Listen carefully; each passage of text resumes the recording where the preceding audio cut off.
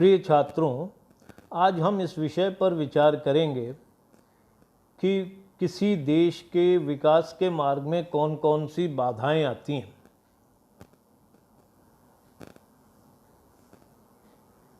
विकास को लेकर के बहुत सारे सिद्धांत बनाए गए हैं, बहुत सारी थियरीज हैं।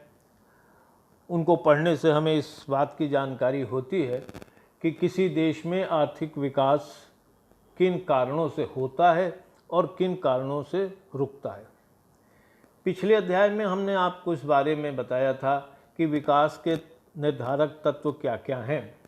अगर इन्हीं तत्वों को उल्टा करके देखा जाए तो वो विकास में बाधा पैदा करते हैं। तो आज हम उन तत्वों की व्याख्या करेंगे जो विकास में बाधा करते हैं और किसी देश के सामने चुनौतियों के रूप में खड़े रहते हैं।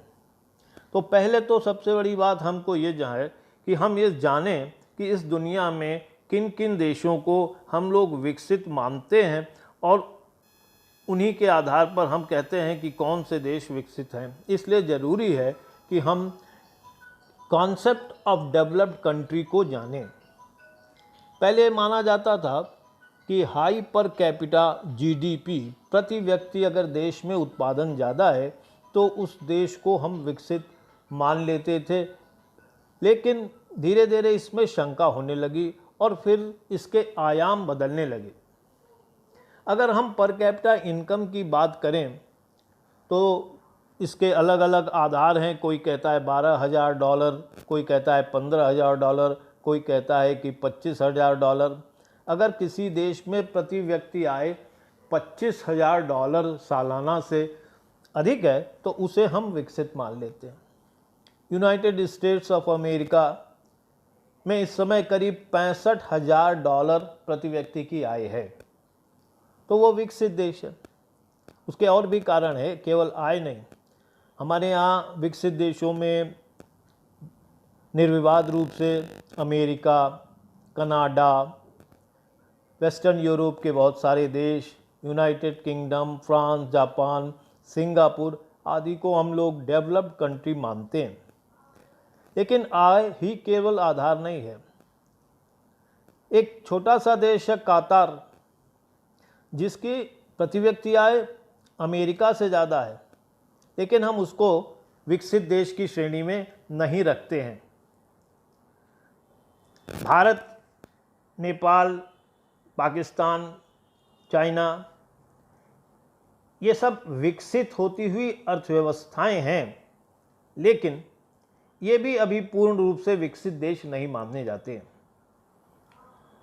भारत अगर देखा जाए तो दुनिया की तीसरी सबसे बड़ी अर्थव्यवस्था है परचेजिंग पावर पैरिटी के आधार पे। पहले अमेरिका है, फिर चाइना है और तब भारत है। लेकिन भारत पर कैपिटा इनकम पर जब हम आ जाते हैं तो 139वां देश हो जाता है। तो भारत एक विकसित देश नहीं है, भारत एक विकासशील देश है। क्योंकि तेजी से विकास कर रहा है, इसको इमरजेंसी इकोनॉमीज के नाम से जाना जाता है। हमारे पड़ोसी देश है नेपाल, वहाँ की आमदनी $1,033 है पर कैपिटा। पाकिस्तान की आमदनी $1,482 पर कैपिटा है। हिंदुस्तान की थोड़ी बेहतर है, $2,009 पर कैपिटा है। चाइना हमसे बहुत आगे चला गया है, $9,770 है, लेकिन चाइना को एक विकसित देश नहीं माना जाता है। तो इसलिए विकास का आधार केवल पर कैपिटा इनकम नहीं है। Higher human development index, United Nation development programme ने विकास को नापने के लिए एक नया इंडेक्स तैयार किया, जिसमें तन, मन, धन सभी चीज़ों को देखा गया। शिक्षा को देखा गया, स्वास्थ्य को देखा गया, अर्थव्यवस्था की आय में को देखा गया। और ह्यूमन डेवलपमेंट इंडेक्स के आधार पर यह तय किया जाने लगा कि जिसका ह्यूमन डेवलपमेंट इंडेक्स अच्छा होगा उसको हम एक विकसित देश मानेंगे। दुनिया में सबसे अच्छे ह्यूमन इंडेक्स वाले देश हो जाते हैं Norway, Switzerland, Germany, Hong Kong, Singapore. तो इस तरह से ह्यूमन डेवलपमेंट इंडेक्स जिस देश का अच्छा है उसको हम विकसित मानते हैं। और एक निर्विवाद रूप से यह सत्य बात है कि जिस देश में हायर स्टैंडर्ड ऑफ लिविंग सभी के लिए हो, अधिकांश लोग ऊंचे जीवन स्तर पर अपना जीवन जी रहे हों, ऐसे देश को हम एक विकसित अर्थव्यवस्था मानते हैं। और कोई देश गरीब क्यों है या विकसित क्यों नहीं हुआ, इसकी व्याख्या रैग्नर नर्टसे नाम के अर्थशास्त्री ने विशस साइकिल ऑफ पॉवर्टी या गरीबी के दुष्चक्र से की है। इस दुष्चक्र का विचार यह है कि अगर कोई देश गरीब है तो उसकी गरीबी ही उसके गरीब बने होने का या अविकसित बने होने का कारण बनी रहती है। और इस विचार को उन्होंने एक चक्र के रूप में दिखाया है कि ये चक्र ऐसी अर्थव्यवस्था में निरंतर चलता रहता है जिसके कारण गरीबी की स्थिति वहाँ बनी रहती है, विकास नहीं हो पाता है। ये जो चक्र आप देख रहे हैं, इस चक्र में 5 बिंदु हैं जहाँ पर व्याख्या की गई है। ऐसा देश, गरीब देश जिसकी आमदनी कम है, लो इनकम है, उस देश में बचत कम होगी। आमदनी कम है तो बचत कम होगी। उस देश में मांग भी वस्तुओं की कम होगी जिससे प्रोडक्शन पर असर पड़ेगा और बचत भी कम होगी। अगर बचत कम होगी तो इन्वेस्टमेंट नहीं हो पाएगा, विनियोग नहीं हो पाएगा। और अगर विनियोग नहीं होता है तो अर्थव्यवस्था में पूंजी का निर्माण नहीं होता है, कैपिटल डिफिशिएंसी बनी रहती है। पूंजी उत्पादन का एक बहुत बड़ा साधन है, पूंजी से ही विकास होता है। और अगर पूंजी नहीं होगी तो प्रोडक्टिविटी कम हो जाएगी, लेबर प्रोडक्टिविटी बहुत कम हो जाएगी। ऐसी स्थिति में जब प्रोडक्टिविटी कम होगी तो आमदनी भी कम होगी, और जब आमदनी कम होगी तो ये साइकिल कंप्लीट हो जाएगा। आमदनी कम है तो उस व्यक्ति के या समाज के पास सेविंग कम होगी, सेविंग कम होगी तो इन्वेस्टमेंट कम होगा, इन्वेस्टमेंट कम होगा तो कैपिटल फॉर्मेशन कम होगा, और कैपिटल फॉर्मेशन कम होगा तो लो प्रोडक्टिविटी बनी रहेगी। अगर किसी देश को विकास करना है तो रैग्नर नर्टसे का कहना है कि इस चक्र को तोड़ना पड़ेगा। अब ये टूट कहाँ से सकता है? अगर हम इसको तोड़ने का रास्ता जान जाएं तो हम विकास कर सकते हैं। तो किसी अर्थव्यवस्था में गरीबी के दुष्चक्र का होना उसके विकास के मार्ग में एक बड़ी बाधा है और इसको दूर करना चाहिए। किसी देश के आर्थिक विकास में बहुत बड़ी बाधा होती है पूंजी में कमी।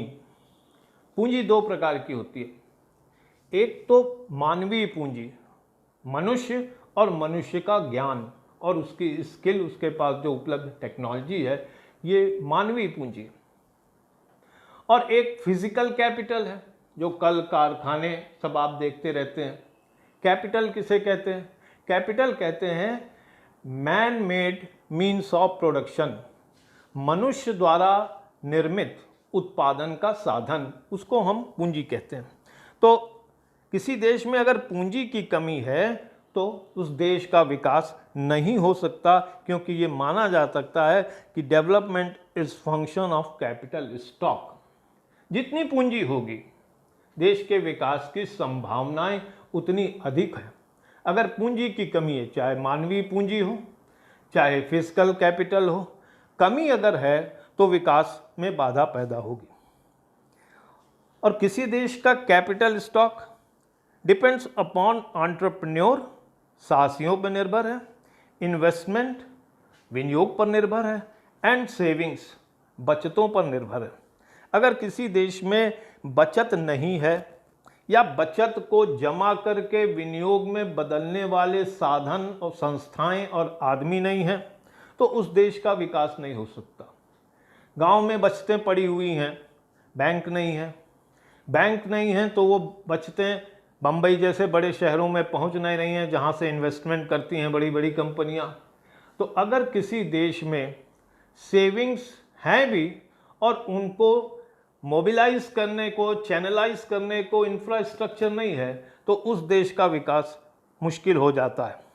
और साथ ही साथ अगर किसी देश में ह्यूमन कैपिटल, हमने बताया आपको, ह्यूमन कैपिटल का मतलब है मनुष्य की क्षमताएं, उसकी शारीरिक क्षमता और उसकी मानसिक क्षमता, अगर इन दोनों में कमी है, उसके पास टेक्नोलॉजी की कमी है, स्किल की कमी है, तो मुश्किल होता है विकास करना। एक शब्द यहां पर आ रहा है, आप देख रहे हैं, नॉलेज इकॉनमी। थोड़ा सा इसको भी जान लेना अच्छा होगा।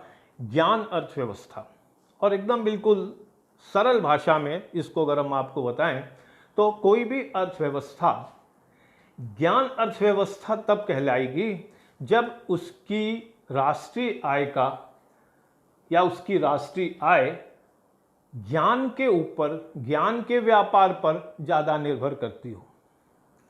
हम लोग पहले कहते थे भारत एक कृषि अर्थव्यवस्था है, यानी भारत की राष्ट्रीय आय कृषि क्षेत्र से आती थी अधिकांश।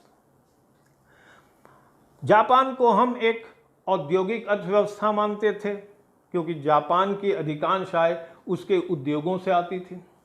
और धीरे धीरे इन क्षेत्रों से आय कम हो गई, सेवा क्षेत्र से ज़्यादा आय होने लगी, और सेवा क्षेत्र में भी धीरे धीरे ज्ञान क्षेत्र का महत्व बढ़ता गया।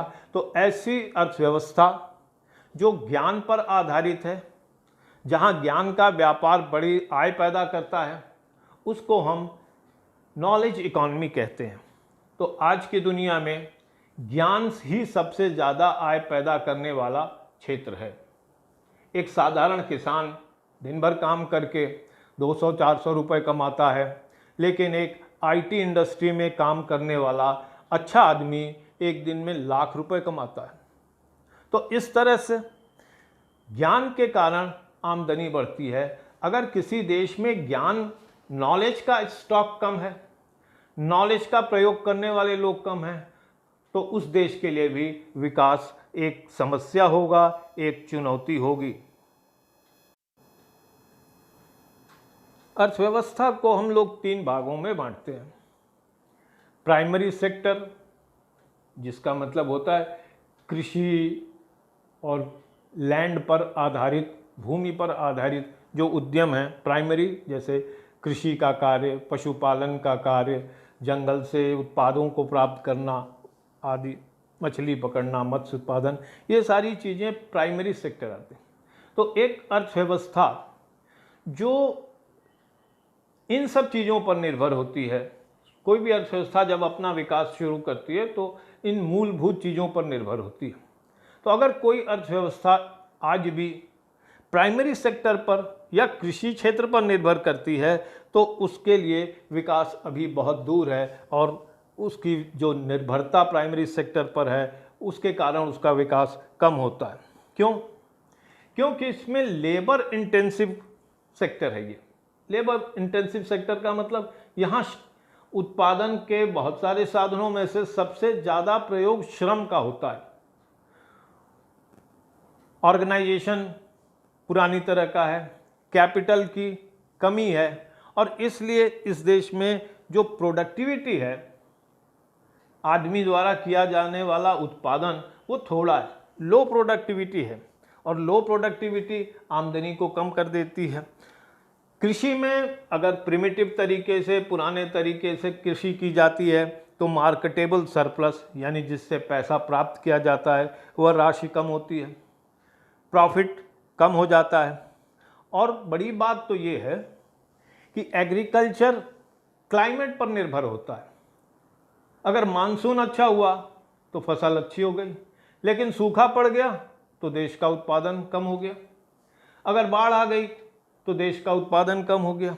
तो ऐसी जगह पर जब अर्थव्यवस्था अगर इस तरह से अनिश्चितता में रहे तो उसका विकास प्रभावित होता है।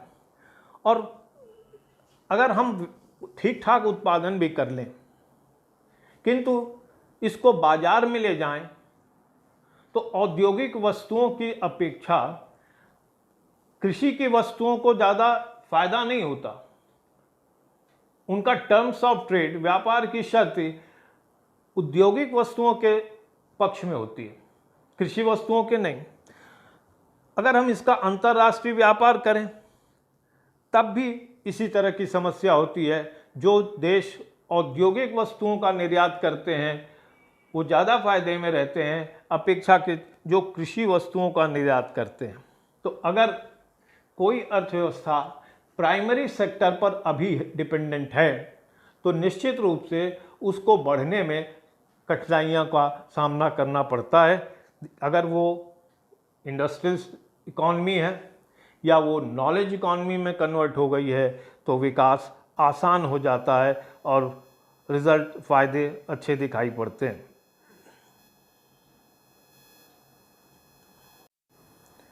अगर हम लोग दुनिया के विकास को देखें तो विकास की शुरुआत औद्योगिक क्रांति से हुई और वो सारे देश आगे बढ़ गए जिनके यहाँ औद्योगिक विकास आरंभ के दिनों में हमसे बहुत पहले हो गया। तो औद्योगिक विकास किसी अर्थव्यवस्था में कितना हुआ है, उसके उद्योग क्या छोटे छोटे कुटीर उद्योग हैं या बड़े बड़े विशालकाय उद्योग हैं, इससे भी निर्भर करता है कि कोई देश कितना आगे जा सकता है। अगर किसी देश में अर्बनाइजेशन नहीं हुआ है, इंडस्ट्रियलाइजेशन नहीं हुआ है, औद्योगिकरण नहीं हुआ है तो उसके लिए औद्योगिकरण करना बहुत ज़रूरी है आगे बढ़ने के लिए। और ऐसा इसलिए है कि कृषि की अपेक्षा उद्योगों में सामान्यतया प्रॉफिट ज़्यादा होता है, लाभ होता है। अगर लाभ होगा तो आप अपना विकास कर सकते हैं और बचे हुए धन को सेविंग का इन्वेस्टमेंट करके और आप उद्योग लगा सकते हैं तो इनकम कैपेसिटी बढ़ती चली जाती है। और साथ ही साथ जब हम इंडस्ट्रियलाइजेशन करते हैं, कृषि में हमें बेसिक इंफ्रास्ट्रक्चर बढ़ाने की उतनी ज़रूरत नहीं होती, लेकिन जब हम इंडस्ट्रियलाइजेशन करते हैं, औद्योगिकीकरण करते हैं तो हमें इसकी ज़रूरत पड़ती है कि सड़कें हों, बिजली हो, कम्युनिकेशन हो। अगर ये सारी चीज़ें नहीं हैं तो विकास, इंडस्ट्रियलाइजेशन ही नहीं हो सकता। और इंडस्ट्रियलाइजेशन हुआ तो इसका मतलब ये है कि ये सारी चीज़ें मौजूद होनी ही हैं। तो जब बेसिक इंफ्रास्ट्रक्चर भी बढ़ता है इंडस्ट्रियलाइजेशन के कारण तो देश का विकास होता है, और अगर ऐसा नहीं होता तो विकास नहीं होता है। साथ ही साथ कृषि में उत्पादन बहुत कुछ प्रकृति पर निर्भर है, लेकिन इंडस्ट्री में उत्पादन मानवीय प्रयासों पर निर्भर है, बाजार के आकार पर निर्भर है। और इंडस्ट्रीज में रोजगार देने की क्षमता बढ़ाई जा सकती है, कृषि में रोजगार देने की क्षमता नहीं बढ़ाई जा सकती, क्योंकि एग्रीकल्चर का कंजम्पशन एक सीमा से ज़्यादा नहीं हो सकता। लेकिन इंडस्ट्रियल प्रोडक्ट का कंजम्पशन बहुत आगे जा सकता है। तो इंडस्ट्रीज में रोजगार देने की क्षमता होती है। और साथ ही साथ जब हमारे देश में इंडस्ट्रीज होंगी या किसी देश में इंडस्ट्रीज होंगी, वहाँ पर अर्बनाइजेशन होगा, शहरीकरण होगा, तो ऐसी जगह शहरों में स्टैंडर्ड ऑफ लिविंग ज़्यादा महत्व रखता है, अच्छा होता है। स्वास्थ्य की सुविधाएं होती हैं, शिक्षा की सुविधाएं होती हैं। और अगर किसी समाज का स्टैंडर्ड ऑफ लिविंग अच्छा है तो उसका ह्यूमन डेवलपमेंट इंडेक्स अच्छा होगा। और ह्यूमन डेवलपमेंट इंडेक्स अच्छा होने का मतलब ये हुआ कि उस जगह का विकास हो रहा है। तो अगर किसी देश में इंडस्ट्रियलाइजेशन नहीं है, अर्बनाइजेशन नहीं है, तो ये भी उस देश के अविकसित होने का एक कारण हो सकता है। किसी देश के विकास में इंफ्रास्ट्रक्चर की कमी भी एक बाधा है। इंफ्रास्ट्रक्चर को अगर परिभाषित किया जाए तो यूँ कह सकते हैं कि economic infrastructure is the infrastructure that promotes economic activity.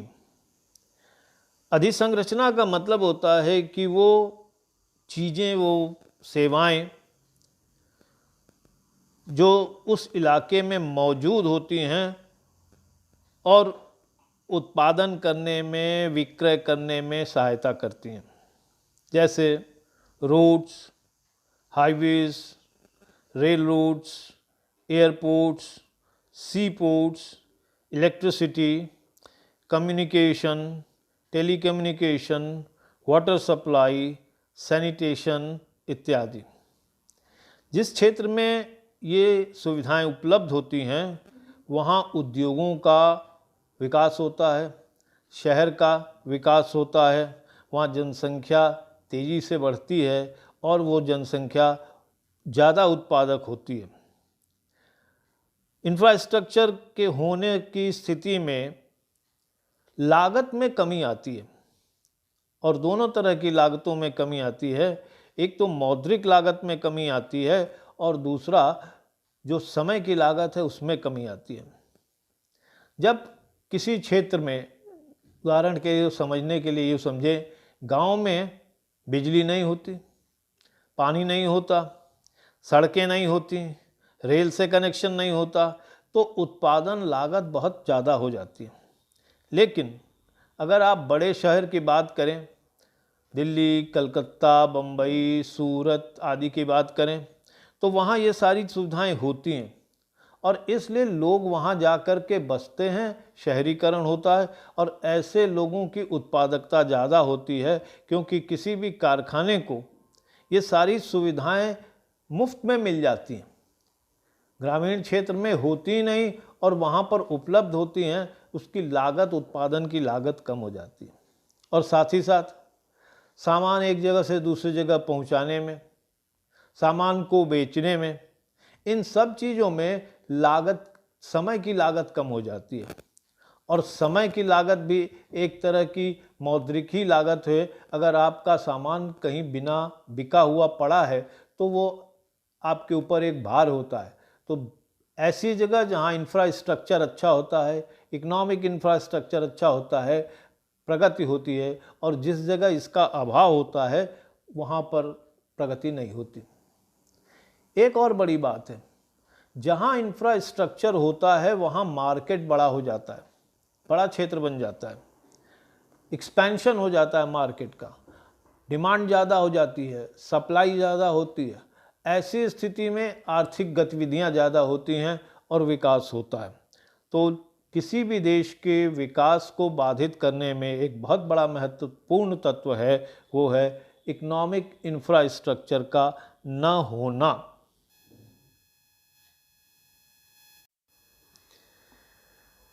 विकास के लिए बाजार का होना भी एक ज़रूरी शर्त है और बाजार कॉम्पिटिटिव हो, प्रतियोगी हो और मार्केट फेल्योर वहाँ न हो, सफल मार्केट हो, तो विकास अच्छा होता है। लेकिन बहुत से देशों में, बहुत से क्षेत्रों में, ग्रामीण क्षेत्रों में खास करके परफेक्ट कंपटीशन भी नहीं होता और मार्केट फेल्योर भी होता है। तो किसी भी देश के विकास के लिए बाजार का विकसित होना बहुत ज़रूरी है। उसमें परफेक्ट कंपटीशन जैसी स्थिति होनी चाहिए और सक्सेसफुल मार्केट होना चाहिए, मार्केट फेल्योर नहीं होना चाहिए। तो ये जो विचार है कि मार्केट परफेक्ट कंपटीशन का हो, परफेक्ट कंपटीशन एक थ्योरेटिकल कॉन्सेप्ट है, लेकिन ऐसा बाजार होता है जिसमें बहुत सारे क्रेता हों, बहुत सारे विक्रेता हों, तरह तरह की वस्तुएं बनती हों, एक जैसी वस्तु नहीं बनती हो और वो सारी चीज़ें वहाँ पर उपलब्ध हों, क्रेता और विक्रेता आपस में प्रतियोगिता करते हों। ऐसे बाजार में पर्याप्त मात्रा में उत्पादन होता है, पर्याप्त मात्रा में पूर्ति होती है, मार्केट फेल्योर नहीं होता। प्रतियोगिता के कारण कोई व्यक्ति किसी से बहुत ज़्यादा कीमत नहीं ले सकता, प्रतियोगिता के कारण चीज़ें हर जगह उपलब्ध हो जाती हैं। तो ऐसे बाज़ार में एक अच्छा बाज़ार होना किसी देश के विकास में सहायक होता है। लेकिन बाज़ार का ना होना, खराब बाज़ार होना, बाज़ार का फेल होना, बाज़ार के फेल होने से मतलब ये होता है कि लोग खरीदना चाहते हैं, लोगों के पास खरीदने की क्षमता भी है लेकिन सामान उपलब्ध नहीं है। जैसे अभी भी भारत में बहुत सा क्षेत्र ऐसा है जहां बाजार उपलब्ध नहीं है। लोग खरीदना चाहते हैं, सामान मिलता नहीं। जिस क्वालिटी का चाहते हैं उस क्वालिटी का मिलता नहीं। इसको समझने के लिए थोड़ा सा एक और शब्द समझिए, मार्केट फेल्योर का मतलब। मार्केट फेल्योर उस परिस्थिति को कहते हैं जबकि उत्पादित वस्तुओं का वितरण ठीक तरीके से न हो पाए। Market failure is the economic situation defined by an efficient distribution of goods and services in the free market. Bharat में चाय का बाजार एक अच्छा बाजार है। आप 2 रुपए की चाय पीना चाहते हैं, पी सकते हैं। आप 200 रुपए की चाय पीना चाहते हैं, पी सकते हैं। गांव में चाहे तो पी सकते हैं, शहर में चाहे तो पी सकते हैं, जहां चाहे पी सकते हैं। आकाश में चाहें, जहाज पे चाहें, पानी के जहाज पे चाहें, चाय हर जगह आपको उपलब्ध है। और कोई भी आदमी खरीदना चाहता है, खरीदने की क्षमता है तो खरीद सकता है। ये अगर किसी देश में ऐसी स्थिति है कि जो हम खरीदना चाहें खरीद सकते हैं तो हम कहेंगे कि मार्केट सक्सेसफुल है। लेकिन अगर पहुंच ही नहीं पाता सामान, खरीदने के लिए लोग तैयार हैं और सामान ही नहीं है, तो उसको कहते हैं मार्केट फेल्योर। तो ऐसा देश जहां मार्केट फेल्योर है, जहां मोनोपोली है, ऐसे देश में विकास की गति धीमी होती है और ये विकास के मार्ग में बाधा है। तो मार्केट फेल्योर बुरी चीज़ है विकास के लिए, और मार्केट का में कंपटीशन न होना विकास के लिए एक बुरी चीज़ है। तो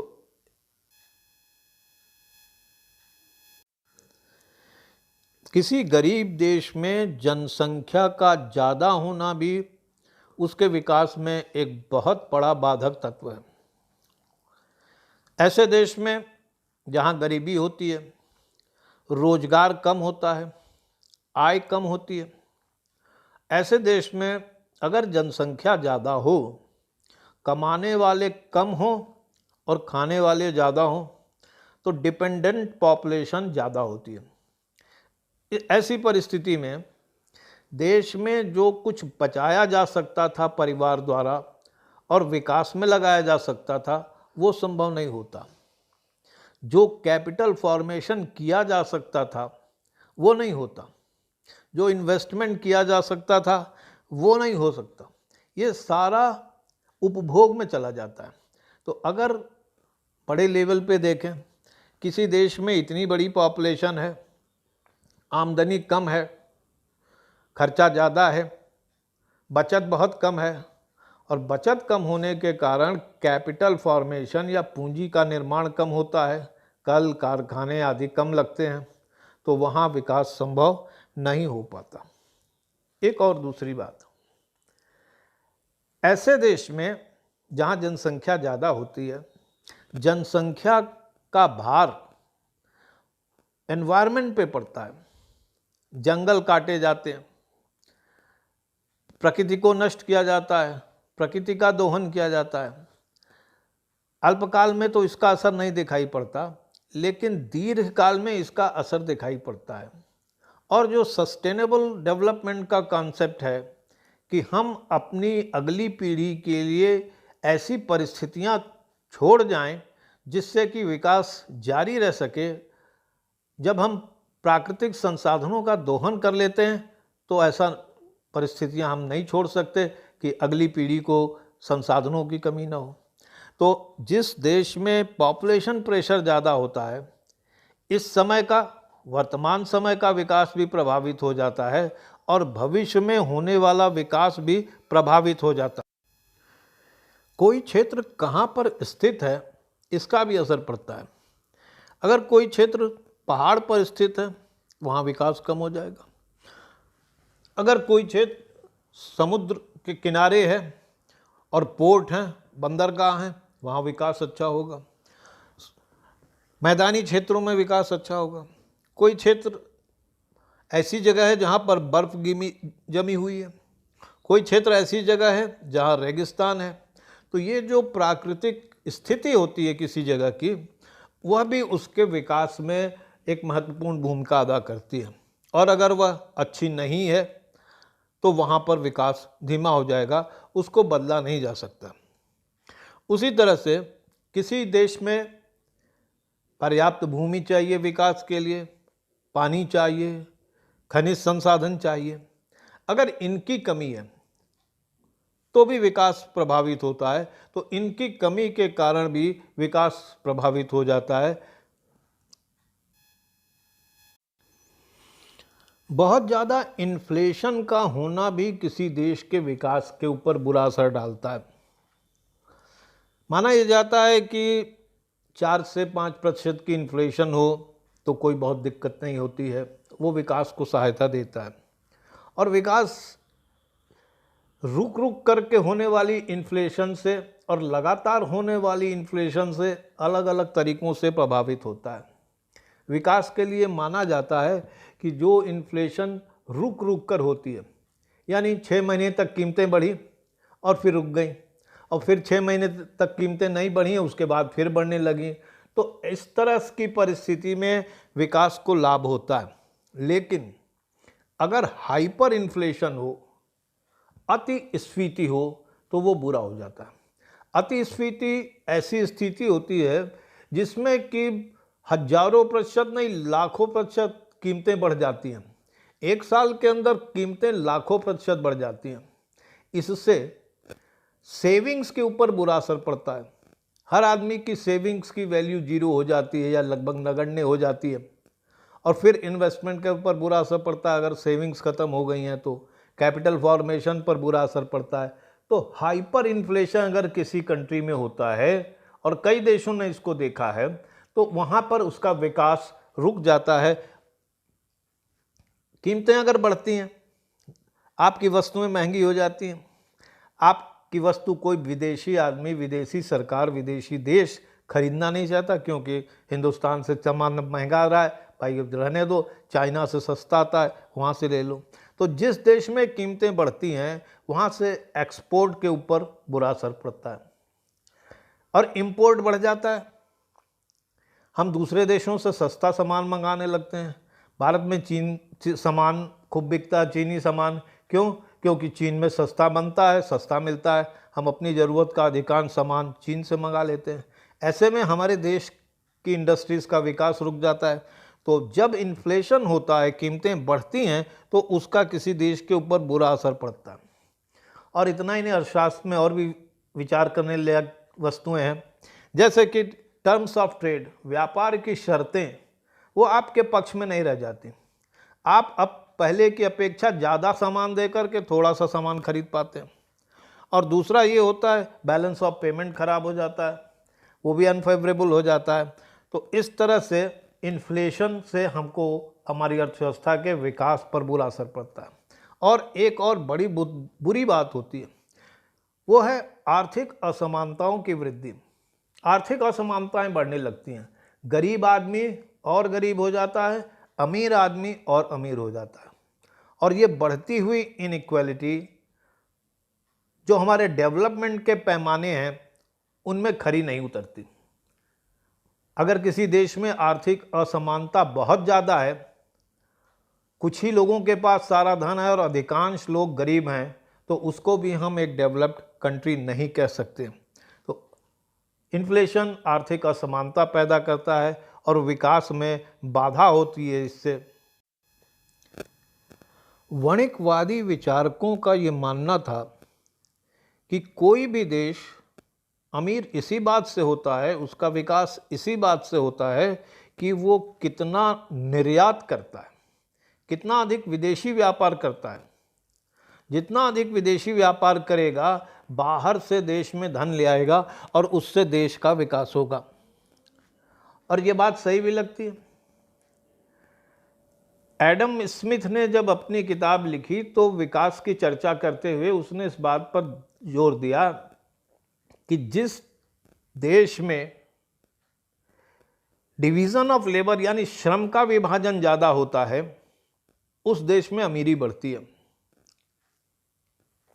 और जब हम अंतर्राष्ट्रीय व्यापार करते हैं तो हम अंतर्राष्ट्रीय स्तर पर श्रम विभाजन का लाभ उठाते हैं, उसका हमको फ़ायदा होता है। एक्सपोर्ट्स हम करते हैं हमारी अमीरी बढ़ती है, इससे हमारा टर्म्स ऑफ ट्रेड ठीक होता है, इससे हमारा बैलेंस ऑफ ट्रेड ठीक होता है, इससे हमारा बैलेंस ऑफ पेमेंट ठीक होता है। इन सारी परिस्थितियों के अच्छे होने से एक देश का विकास होता है। और जब हम अनेक देशों से मिलजुल करके व्यापार को बढ़ाते हैं तो वहाँ का जो श्रमिक है उसका भी हमें लाभ होता है, वहाँ की जो टेक्नोलॉजी है उसका भी हमें लाभ होता है, वहाँ जो बाजार है उसका भी हमें लाभ होता है। हर तरह से हमारा ही नहीं, जो हमारा पार्टनर है उसका भी विकास होता है। और साथ ही साथ जिन दो देशों के बीच में व्यापार चलता रहता है उनके बीच में झगड़ा होने पर भी झगड़ा नहीं होता। जिन देशों में आपस में झगड़ा हो जाता है वो पहला काम ये करते हैं कि व्यापार रोक देते हैं, नहीं भाई हम तुमसे व्यापार नहीं करेंगे। द्वितीय विश्व युद्ध के बाद जो विश्व की जो बड़ी बड़ी संस्थाएं बनी, वर्ल्ड बैंक बना, IMF बना, WTO की बात शुरू हुई, उसके पीछे कारण यही था कि द्वितीय विश्व युद्ध में आपस में वैमनस्यता इतनी बढ़ी थी कि लोगों ने एक दूसरे से व्यापार करने पर रोक लगा दी और उससे देश को और विश्व को नुकसान होने लगा। तो अंतर्राष्ट्रीय व्यापार आपका देश जितने बड़े पैमाने पर करता है उसका विकास उतना अच्छा होता है। ऐसा कुछ समय था कि कुछ देशों ने, चीन ने, रूस ने और भारत ने भी प्रोटेक्शन की पॉलिसी अपना ली, हम व्यापार दूसरे देशों से नहीं करेंगे। लेकिन कुछ समय बाद इस बात का अनुभव हुआ कि व्यापार किए बिना विकास नहीं होगा, तो सभी देशों ने, रूस ने भी, चीन ने भी, भारत ने भी और अनेक देशों ने भी इंटरनेशनल ट्रेड का स्वागत किया और ग्लोबलाइजेशन को स्वीकार कर लिया। तो जो ग्लोबलाइजेशन को स्वीकार कर लेता है उसको इसका लाभ मिलता है। इस प्रकार हम देखते हैं कि किसी देश के विकास करने में कई तरह की बाधाएं आती हैं। गरीब देश विकास इसलिए नहीं कर पाते क्योंकि उनके यहाँ गरीबी का दुष्चक्र चलता रहता है। अगर किसी तरह वो इस दुष्चक्र को तोड़ लें तो विकास संभव हो सकता है, लेकिन इस चक्र को तोड़ना बहुत कठिन होता है। दूसरी बात ये होती है कि इन देशों में जनसंख्या का दबाव बहुत ज़्यादा होता है। जनसंख्या के दबाव के कारण भी विनियोग के अवसर कम हो जाते हैं, कैपिटल फॉर्मेशन या पूंजी का निर्माण कम हो जाता है, इंफ्रास्ट्रक्चर का डेवलपमेंट नहीं हो पाता, इंडस्ट्रियलाइजेशन नहीं हो पाता। ऐसी परिस्थिति के कारण देश का विकास नहीं हो सकता। पॉपुलेशन प्रेशर को भी कम करना बहुत आसान नहीं है। चीन ने इसमें अपनी एक बहुत अच्छी नीति अपनाई, सिंगल चाइल्ड पॉलिसी अपना ली और जिसके कारण वहाँ जनसंख्या का बढ़ना रुक गया। नहीं तो चीन के सामने जनसंख्या बहुत बड़ी समस्या थी।